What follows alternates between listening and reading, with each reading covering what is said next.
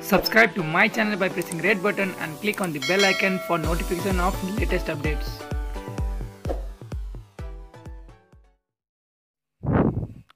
Nepal communist party Nekapa भित्रको विवाद झन् बल्झिएको छ। प्रधानमन्त्री केपी शर्मा ओलीले विवादित अध्यादेश फिर्ता लिए पनि नेकपाका शीर्ष नेताहरूले उनले नैतिकताका आधारमा राजीनामा दिनुपर्नेमा छलफल थालेका छन्। पार्टीसँग समन्वय नगरेर पार्टी अध्यक्ष समेत रहेका प्रधानमन्त्री केपी शर्मा ओलीले 2 अध्यादेश जारी गरेपछि विवाद सुरु भएको हो। यसका लागि पहिले पार्टीको स्थायी समिति बैठक बोलाउने तयारी छ। स्थायी समिति बैठकमा उनको राजीनामाको विषयमा छलफल हुने बताइएको छ। नेकपा वरिष्ठ नेता झलनाथ खनालले पार्टीमा देखिएको विवादका बारेमा छलफल गर्न आफूहरूले स्थायी समितिको बैठक बोलाउन अध्यक्ष द्वयलाई आग्रह गरिसकेको बताएका छन्। उनले पार्टीमा पछिल्लो समय देखिएको समस्याका विषयमा सचिवालय र स्थायी समितिमा छलफल हुनु जरुरी रहेको बताएका छन्। पार्टी एकता विरुद्ध अध्यक्ष ओलीबाटै विभिन्न क्रियाकलाप सञ्चालन भएको र पटक पटकका विवादले सरकार मात्र नभएर नेकपा प्रति आम नागरिकको विश्वास गुम्दै गएको निष्कर्ष निकालेर शीर्ष नेताहरूले अब प्रधानमन्त्री ओलीको राजीनामाका विषयमा अनौपचारिक छलफल थालेको बताइएको छ। भ्रष्टाचार लगायतका विभिन्न क्रियाकलापहरूले सरकार बदनाम भएको छ। पछिल्लो समय सांसद अपहरणसम्म आइपुग्दा प्रधानमन्त्रीलाई सरकारमा बस्ने नैतिकता छैन भन्दै आलोचना सुरु भएको छ। मैसी पार्टीमा पार्टीका कार्यकारी अध्यक्ष पुष्पकमल दाहाल प्रचण्ड सहित बिहिबार जुटेका 6 सचिवालय नेताहरूले अध्यादेश फिर्ताका लागि 24 घण्टे अल्टिमेटम दिएका थिए। त्यसैको दबावमा प्रधानमन्त्री ओलीले शुक्रबार विवादित 2 अध्यादेश फिर्ता लिएका थिए। प्रचण्ड सहित भैँसी पार्टीमा जम्मा भएका वरिष्ठ नेताद्वय झलनाथ खनाल, माधव कुमार नेपाल उपाध्यक्ष, वामदेव गौतम, प्रवक्ता नारायण काजीश्रेष्ठ प्रकाश र महासचिव विष्णु पौडेलले ओलीको अध्यादेश फिर्ता लिए पनि स्थायी समिति बैठक 1-1.5 हप्ताभित्रै बोलाउने समझदारी गरेका थिए। अध्यादेश फिर्ता भएपछि पनि उनीले नेताहरूबीच अब प्रधानमन्त्रीको राजीनामाका विषयमा छलफल सुरु हुने बताइएको छ।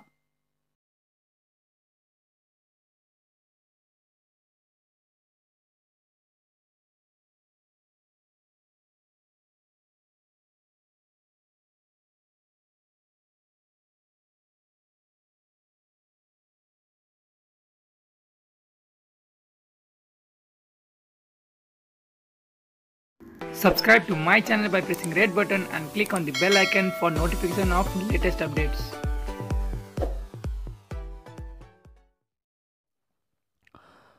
कोरोना रोकथामका लागि सरकारका तर्फबाट आधारभूत रूपमा ठिक पहल कदमी भएको छ। नेपाली जनताले पनि समर्थन गरेर सफल पार्न अघि बढेको देखिएको छ। राष्ट्रिय विपत्ति आउँदा राष्ट्रिय एकता र मानव जातिकै एकताका पक्षमा उभिनुपर्छ। हामी एक भएर मात्रै यस खालका बितेको सामना गर्न सक्छौँ। अहिले सरकारले पनि सर्वदलीय बैठक या विभिन्न माध्यमले राष्ट्रिय सहमति बनाउन पहल गरेको छ। नेपाल कम्युनिस्ट पार्टी नेकपाका अध्यक्ष प्रचण्डले राष्ट्रिय सङ्कटका बेला सबै पक्षबीच विश्वास र सहमतिको वातावरण आवश्यक हुने कुरामा जोड दिएका छन्। प्राइम टाइम्स टेलिभिजनको कार्यक्रम जनता जान्न चाहन्छन्का लागि ऋषि धमलासँग कुरा गर्दै अध्यक्ष प्रचण्डले उच्च स्तरीय राजनीतिक संयन्त्र गठन गर्ने वा नगर्ने निर्णय प्रधानमन्त्रीको सो विवेकमा भर पर्ने बताएका हुन्। प्रचण्डले कोरोना सङ्क्रमण विरुद्ध लड्ने सबै दल एकबद्ध हुन संयन्त्रको कुरा गरे पनि प्रधानमन्त्रीले अस्वीकार गरेको बताए। संयन्त्र गठन गर्ने विषय प्रधानमन्त्रीको अधिकार भएको, अब त्यसमा थप बहस गर्न आवश्यक नभएको दाहालको भनाइ छ।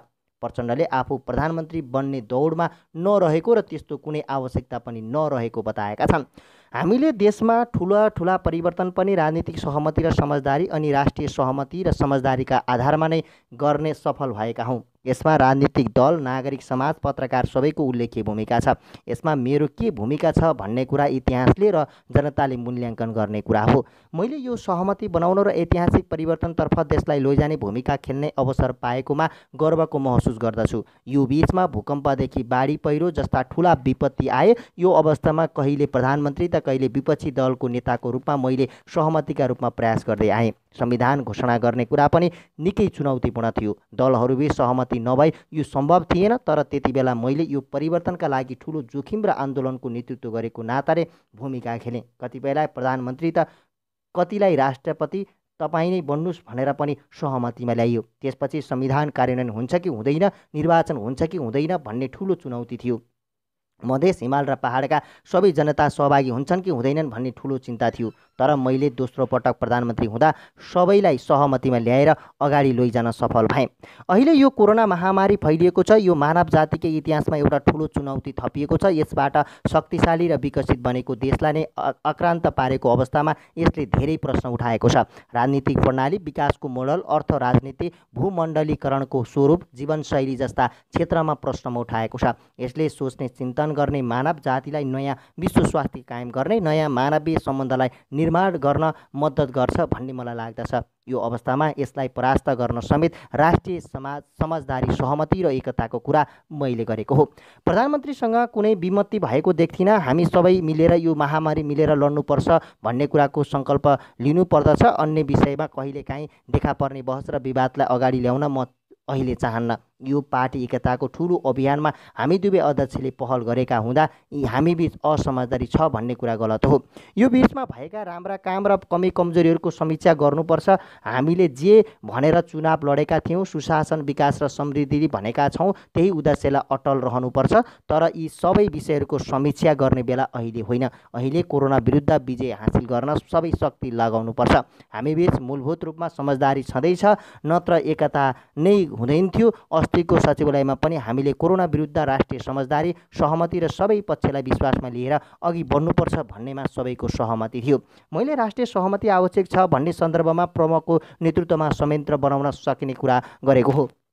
साथसाथै मुख्य कुरा सरकार हो र सरकारले संयन्त्र नै काम गर्नुपर्छ भन्ने कुरामा हामी कोही पनि असहमत छैनौँ। हामीले विपत्ति र सङ्कटको बेला प्रमुख प्रतिपक्षी दल लगायतका सबैलाई पनि विश्वासमा लिएर जानुपर्छ भन्ने भनेको हो। म भएको भए त्यसो गर्थेँ। तर अहिले सरकार अर्को अध्यक्षको नेतृत्वमा छ। उहाँलाई जे सजिलो लाग्छ त्यही गर्ने हो। मुख्य कुरा राष्ट्रिय सहमतिबाट यस्ता समस्यालाई जित्न सकिन्छ भन्ने नै हो। सरकार नै गर्ने हो। मुख्य जिम्मा सरकारको नै हो। राष्ट्रिय सहमति, पारदर्शिता र विश्वासका आधारमा यो महामारी विरुद्ध लड्ने हो। अब त्यो कति भयो भएन त्यो जनताले समीक्षा गर्छन्। म अर्को अध्यक्ष भएको नाताले लकडाउन लगायतका विषयमा सरकारले रोकथाम गर्नका लागि गरेको पहल ठिकै छ। तर भोलि अवस्था बिग्रेको खण्डमा सबै राजनीतिक दलबीच राष्ट्रिय सहमति आवश्यक हुन सक्ने राम्रो हुन्छ भन्ने मेरो भनाइ हो। यो बिचमा मिडियामा थुप्रै कुराहरू आएका थिए। औषधिदेखि उपकरण खरिदका कुरा। यही बिचमा सचिवालयको बैठकमा कुरा उठ्यो। हामी सबैले प्रधानमन्त्रीलाई र प्रधानमन्त्री आफैले पनि यो के भयो हो म छानबिन गर्छु र दोषीलाई कारबाही गर्छु भन्नुभयो। हामीले ल ठिकै छ र त्यो जिम्मा पनि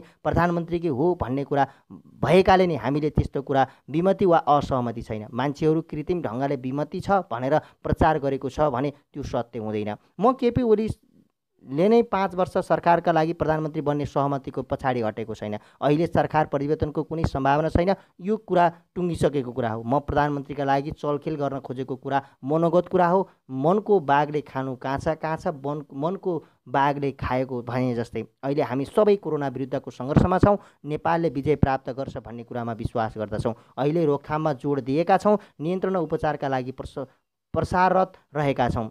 हाम्रो भित्र राम्रो एकता छ। राम्रो एकता हुनुपर्छ। म चाहिँ पार्टीलाई अझ एकताबद्ध गर्ने र त्यसलाई अझ एकताबद्ध बनाउने कुरा बोल्दै सकेको योगदान गरि नै रहन्छु।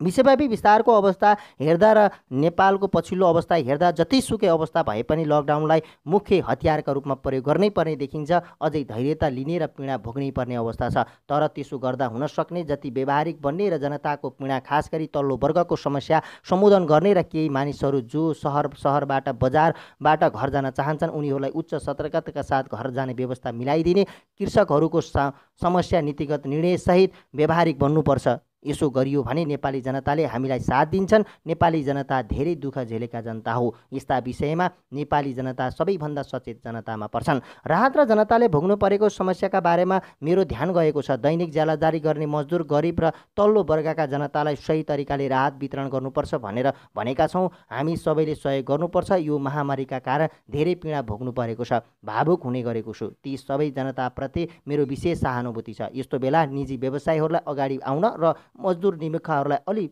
मुठी खोल्न अनुरोध गर्दछु। के रहेछ भने धन भन्ने कुरा भूकम्पको बेला देखियो। हामी सबै भागाभाग भएर चौरमा टेन्टमा बस्नु पर्यो। अहिले पनि मान्छेमा एकता हो, धनी छु भनेर घमण्ड नगर, अहङ्कार नगर, तिमी केही होइनौ भनेर कोरोनाले शिक्षा दिए जस्तो लाग्छ। त्यसैले यस्तो बेला निजी क्षेत्रले पनि सहयोग गर्नुपर्छ भनेर मैले अपिल गर्दछु। संसारभरि छरिएर बसेका नेपालीहरूले यो समस्यालाई गम्भीर रूपमा झेल्नु परेको छ। हामीले नेपाली हुनुको नाताले नेपालीलाई कतै पनि समस्या पर्यो भनेर नेपाल सरकारको, नेपाली राजनीति नेतृत्व र नेपाली जनताको दायित्व भनेको उनीहरूको सहयोग गर्ने हुन्छ। कतिपय देशले देश फर्केर जाऊ भनेर भनिरहेका छन्। त्यो अवस्थामा हामीले कुनै न कुनै उपाय सोच्नै पर्छ। पार्टी सरकारले सोच्नै पर्ने हुन्छ, हाम्रो दायित्व छ। अर्कोतर्फ विदेशमा बसेका नेपालीहरूले पनि अनुशासन पालना गरेर आफ्नो दायित्व पालना गर्नैपर्छ। यसलाई सामूहिक रूपमा मिलेर समस्याको समाधान गर्नुपर्छ प्रचण्डले भनेका छन्।